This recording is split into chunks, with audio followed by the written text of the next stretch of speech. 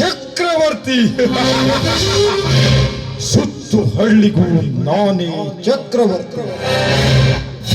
ನಾನು ನೀಡಿದ್ದೇ ವಚನ, ನಡೆದದ್ದೇ ದಾರಿ, ಕೊಟ್ಟಿದ್ದೇ ತೀರ್ಪು. ನನ್ನ ವಿರುದ್ಧ ಯಾರಾದರೂ ಹೋರಾಡಿದರು ಅವರನ್ನು ತುಂಡು ತುಂಡಾಗಿ ಹದ್ದು ಕಾಗೆಗಳಿಗೆ ಆಹಾರ ಮಾಡುವುದು ನನ್ನ ಗುರಿ. ಹಿಂಡು ಕುರಿಗಳ ದಂಡು ಕಟ್ಟಿಕೊಂಡು ದಂಡ ನಾಯಕನಂತೆ ದರ್ಬಾರು ನಡೆಸುವ ನಿನ್ನ ಜೈಲು ಕಂಬಿ ಎಣಿಸುವ ಹಾಗೆ ಮಾಡದೆ ನಾನು ಚಕ್ರವರ್ತಿನೇ ಅಲ್ಲ, ಚಕ್ರವರ್ತಿನೇ ಅಲ್ಲ.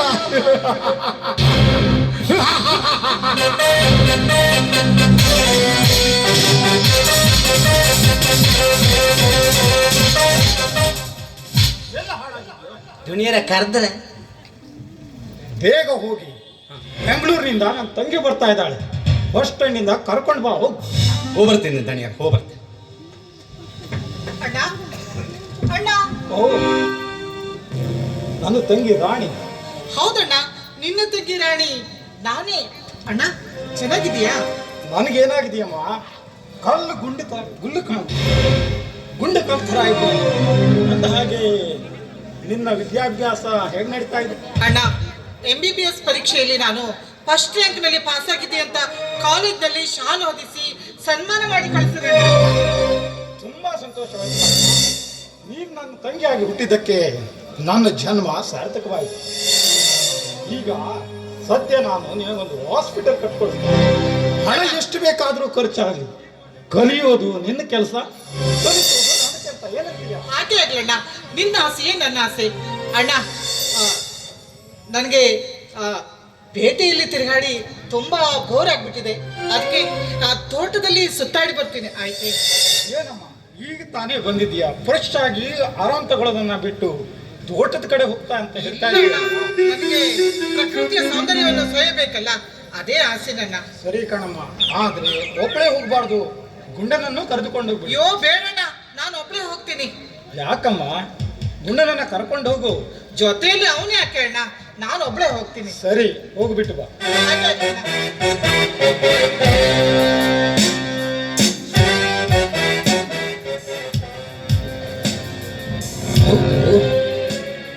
ರಾವಣನ್ನ ಕರ್ಕೊಂಡು ಬರಲು ಹೋದ, ಆ ಮೈಲಾರಿಯಲ್ಲಿ ಹಾಳಾಗೋದ.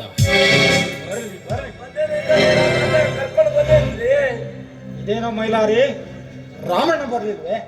ಅವನು ಬರ್ಲಿಲ್ಲ, ನಾನೇನು ಬಿಡ್ತೇನೆ ಅಂದ್ರೆ ಹೊತ್ಕೊಂಡ್ರ ಬರ್ತೇನೆ. ನೋಡಿ ಎಲ್ಲಾದನೋ ಅವನು, ನೋಡಿ ಬರ್ತಾ ಇದ್ದಾನೆ. ನಿನ್ನ ನಮಸ್ಕಾರಕ್ಕೆ ಬೆಂಕಿ ಹಾಕು. ನಿನ್ನ ಮುಖ ನೋಡಿದ್ರೆ ನನ್ನ ಮೈಯೆಲ್ಲ ಉರಿಯುತ್ತೆ. ನನ್ನಿಂದ ಏನ್ ತಪ್ಪಾಗೈತ್ರಿ ಮತ್ತ? ಅದನ್ನ ಬೇರೆ ನನ್ನ ಬಾಯಿಂದ ಬಿಡಿಸಿ ಹೇಳ್ಬೇಕು. ಏನು ನನ್ನ ಜೀತದಾಳದೆಂದು ಕನಿಕರ ತೋರಿದ್ರೆ ನನಗೆ ದ್ರೋಹವೆಸೆದೆಯ? ದಣಿಗಳ ಬರೀ ಹೋಗ್ತಾಗ ಮಾತಾಡಿದ್ರೆ ನನಗೆ ಎಲ್ಲಿ ತಿಳಿಬೇಕು? ಸ್ವಲ್ಪ ತಿಳಿಯುವಂಗೆ ಬಿಡಿಸಿ ಹೇಳ್ರಿ. ನೋಡು ರಾಮಣ್ಣ, ನಿನ್ನ ಸಂಸಾರದ ನಿರ್ವಹಣೆಗೆಂದು ನಾನು ನಿನಗೆ ಹಣವನ್ನು ಕೊಟ್ಟಿದ್ದೆ. ಆದರೆ ನೀನು ಇನ್ನೂ ತನಕ ಋಣಮುಕ್ತನಾಗದೆ ಹೋದೆ. ಸದ್ಯ ನನ್ನ ಹಣ ಕೊಟ್ಟು ಇಲ್ಲಿಂದ ಹೊರಟು. ದಣಿಗಳ, ನಾನು ಯಾವತ್ತೂ ನೀವು ಹಣ ಕೊಟ್ಟಿಲ್ಲ ಅಂತ ಹೇಳೇನ್ರಿ. ಇವಾಗ ಮೊದಲ ಒಟ್ಟಿಗೆ ಬಟ್ಟಿಗೆ ಗತಿಲ್ಲದ ದರಿದ್ರ ಸ್ಥಿತಿಯಲ್ಲಿದ್ದೀರಿ. ಇನ್ನು ಬೆಳೆದು ನಿಂತಿರುವ ಮಗಳ ಮದುವೆ ಬಾರ ಮತ್ತ ಒಗಲ ಮೇಲೆ ಐತ್ರಿ. ಮತ್ತೆ ನಿನ್ನ ಈ ಹರಕು ಪುರಾಣ ನನಗೆ ಬೇಕಾಗಿಲ್ಲ. ನನ್ನ ಹಣ ಏನು ಮರದಿಂದ ಉದುರಿಲ್ಲ. ಕಷ್ಟಪಟ್ಟು ನನ್ನ ತಂದೆ ಸಂಪಾದಿಸಿದ ಹಣ ಕಣ. ದಣಿಗಳೇ, ದಯವಿಟ್ಟು ಹಾಗೆ ಹೇಳ್ಬೇಡಿ. ಒಂದೇ ಸಲ ನೀವು ಹಣವನ್ನು ಕೊಟ್ಟು ಬಿಡು ಅಂದ್ರೆ ನಾನು ಎಲ್ಲಿಂದ ತಂದುಕೊಳ್ಳಿ? ನನಗೆ ಒಂದು ಸ್ವಲ್ಪ ದಿನ ಕಾಲಾವಕಾಶ ಕೊಡಿ. ಪುಣ್ಯ ಬರ್ತಾ ಇದ್ದೆ, ನಿಮ್ಗೆ ಪುಣ್ಯ ಬರ್ತಾ ಇದ್ದೆ. ಪುಣ್ಯ ಎಲ್ಲಿದೆ? ಪುಣ್ಯ ಈ ಸಮಾಜದಲ್ಲಿ ನೋಡು, ಇಲ್ಲಿ ಏನಿದ್ರು ಹಣಕ್ಕೆ ಬೆಲೆ. ಹಣ ಇದ್ರೇನೆ ದುನಿಯಾ ಅನ್ನೋದನ್ನ ಮರೆಬೇಡ. ಇಲ್ಲ ಸಲ್ಲದ ಮಾತನಾಡದೆ ಹಣ ತರುವ ವಿಚಾರ ಮಾಡು ಅಷ್ಟೇ. ದಣಿಗಳೇ, ನಿಮ್ಮ ಮನೆಯಲ್ಲಿ ಜೀತದಾಳಾಗಿ ದುಡಿದ ರಣಕ್ಕಾದ್ರೂ ನನಗೆ ಸ್ವಲ್ಪ ದಿನ ಕಾಲಾವಕಾಶ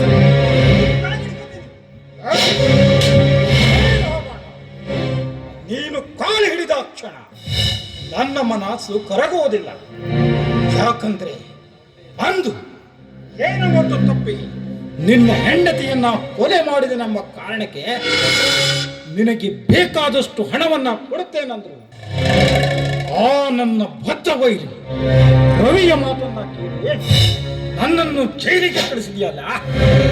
ಅಷ್ಟೇ ಅಲ್ಲ, ಆ ನಿನ್ನ ಮಗ ರುದ್ರ ನನ್ನ ಬೆಂಕಿ ಗೋಡಾಣಿಗೆ ಬೆಂಕಿ ಹಚ್ಚಿ ಲಕ್ಷ ಲಕ್ಷ ನಷ್ಟ ಮಾಡಿದ. ಇಷ್ಟೆಲ್ಲ ಮಾಡಿದ ನಿಮ್ಮನ್ನ ಕ್ಷಮಿಸುವುದೇ ಇಲ್ಲ. ದಣಿಗಳೇ, ನನ್ನಿಂದ ಆದ ತಪ್ಪಿಗೆ ಯಾವ ಶಿಕ್ಷೆ ಬೇಕಾದ್ರೂ ಕೊಡಿ, ಅನುಭವಿಸಕ್ಕೆ ನಾನು ತಯಾರಿದ್ದೀನಿ. ಆದ್ರೆ ನನ್ನ ಮಗನ ದ್ವೇಷದ ಮೇಲೆ ನನ್ನ ಸಂಸಾರವನ್ನು ಹಿಂಸಿಸಬೇಡಿದಣಿ, ಹಿಂಸಿಸಬೇಡಿ. ನೀವು ಮಾಡೋ ನೋಡಿದ್ರೆ ನಾನು ಹೊಟ್ಟೆ ಕಳ್ಳೆಲ್ಲ ಚಿರ್ರಂತಂದು ಪಾಪ ಬಿಟ್ಬಿಡಿ. ಏ ಹಲ್ಕ ನನ್ನ ಮಗನೇ, ನನ್ನ ಮನೆ ಅನ್ನ ತಿಂದು ಅವನ ಪರ ಮಾತಾಡ್ತೀಯ? ಹಂಗಲ್ಲ ತಡಿ, ಹಂಗಲ್ಲ. ಮತ್ತೆ ಹೇಗೆ ಹೋಗ್ಲು? ಎತ್ತಿಗೆ ಜ್ವರ ಬಂದ್ರೆ ಅನ್ನಿಗೆ ಇಂಜೆಕ್ಷನ್ ಕೊಟ್ರೆ ಹೆಂಗೆ ಕಡಿಮೆ ಆಗ್ತದೆ? ಹತ್ರ ಏನಿದೆ? ಸುಮ್ಮನೆ ಮಾತಾಡಿ ಟೈಮ್ ವೇಸ್ಟ್ ಮಾಡಬಾರ್ದು. ಮೊದಲು ಕಟ್ ಹಾಕಿ ಬಾಸುಂಡೆ ಬರುವ.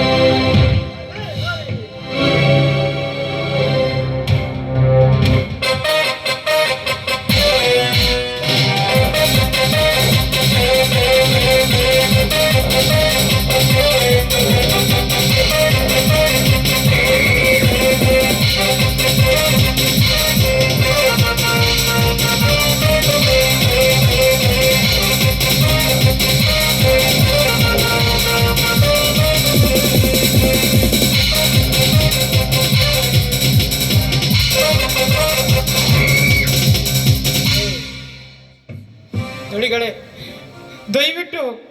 ದಯವಿಟ್ಟು ನನ್ನ ಅಪ್ಪನ ಬಿಟ್ಟುಬಿಡಿ. ತುತ್ತು ಅನ್ನಕ್ಕೂ ಗತಿ ಇಲ್ಲದ ನಮಗೆ ಹೀಗೆ ಒಂದೇ ಸಲ ಸಾಲ ತೀರಿಸಿ ಅಂದ್ರೆ ನಾವು ಎಲ್ಲಿಂದ ಸಾಲ ತೀರಿಸಬೇಕು ಹೇಳಿ? ನಮಗೆ ಸ್ವಲ್ಪ ಕಾಲಾವಕಾಶ ಮಾಡಿಕೊಡಿ. ಏ ಗೌರಿ, ಈಗ ಕೊಟ್ಟ ಸಮಯವೇ ಹೆಚ್ಚಾಗಿರುವಾಗ ಇನ್ನು ಒಂದು ನಿಮಿಷ ಕೂಡ ಕಾಲಾವಕಾಶ ಕೊಡಲಾರೆ. ಅದೇನು ನೀನೇ ಹೇಳಿದೆಯಲ್ಲ, ಸಾಲವನ್ನ ಹೇಗೆ ತೀರಿಸಲಿ ಅಂತ. ನನ್ನ ಮಂಚದ ರಾಣಿಯಾಗಿ ನನ್ನ ಸಾಲವನ್ನ ಮುಚ್ಚಬಾಯಿ. ನಿಮ್ಮ ಮನೆಯ ಅನ್ನ ತಿಂದಿದ್ದೇನೆಂತೂ ನ್ಯಾಯವಾಗಿ ಮಾತನಾಡಿದ್ರೆ ಬಾಯಿಗೆ ಬಂದಂತೆ ಬಗಳ್ತಾ ಇದೆಯಾ ಚಾಂಡಾಲ? ಏ ಗೌರಿ, ಕೊಟ್ಟ ಸಾಲವನ್ನ ಮರಳಿ ಕೇಳಿದರೆ ನನಗೆ ತಿಟ್ಟ ಉತ್ತರ ಕೊಡುವೆ? ಏ, ಹೆಣ್ಣಂದ್ರೆ ಏನ್ ಅನ್ಕೊಂಡಿದ್ಯಾ ನೀನು? ಹೆಣ್ಣು ಬೆಂಕಿಯಲ್ಲಿದ್ದ ಹಾಗೆ, ಅದನ್ನ ಕೆಣಕಲು ಹೋಗಿ ಕರಕಲಾದ ರಾವಣ ದುಶ್ಯಾಸನರು. ಅದೇ ರೀತಿ ನೀನೇನಾದ್ರೂ ಒಂದು ಹೆಜ್ಜೆ ಮುಂದೆ ಇಟ್ಟು ನನ್ನನ್ನು ಕೆಣಕಲು ಬಂದ್ರೆ ಈ ಸಮಾಜದ ಗರುತಿಯರು ರಕ್ತದ ಮಡುವಿನಲ್ಲಿ ಮುಳುಗಿಸುವರು. ಎಚ್ಚರ. ಸಮಾಜ ಎಲ್ಲಿದೆ? ನಿಮ್ಮ ಸಮಾಜ ಒಲ್ಲದ ಗಂಡನ ತಲೆಯ ಮೇಲೆ ಕಲ್ಲು ಮಿಂಡನೊಂದಿಗೆ ಬೆಲ್ಲದೂಟ ಮಾಡುವ ಅದೆಷ್ಟೋ ಗರತಿಯರು ಈ ನಿನ್ನ ಸಮಾಜದಲ್ಲಿ ಇರಬೇಕಾದರೆ.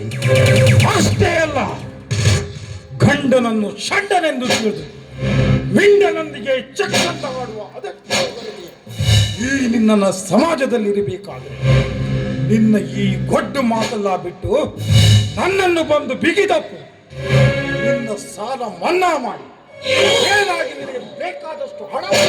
ಮುಚ್ಚಬಾಯಿ ಪಾಪಿ. ನನ್ನ ವಯಸ್ಸಿನ ತಂಗಿ ನಿನ್ನ ಬೆನ್ನಿಗಿದ್ದಾಗ ಪರ ಸ್ತ್ರೀಯರನ್ನ ಈ ರೀತಿ ಕಾಮದೃಷ್ಟಿಯಿಂದ ನೋಡ್ಲು ನಿನಗೆ ನಾಚಿಕೆ ಆಗುದಿಲ್ವೇನು? ಅಲ್ಲ, ನೀನು ಹಣದಾಸೆ ತೋರಿಸಿದ ಕ್ಷಣ ನಿನಗೆ ಸೆರಗಾಸಲು ನಾನು ಸೂಳೆ ಅಲ್ಲ. ನೋಡು, ಈ ನಿನ್ನ ಹೇಸಿ ತುಂಬಿದ ದೇಹವನ್ನ ಶುದ್ಧಗೊಳಿಸಿಕೊಂಡ ನನ್ನನ್ನೇ ನಾಯಿ ಎನ್ನುವ ಯಾರು ನಿನ್ನನ್ನು ಕಾಪಾಡ್ತಾರೋ?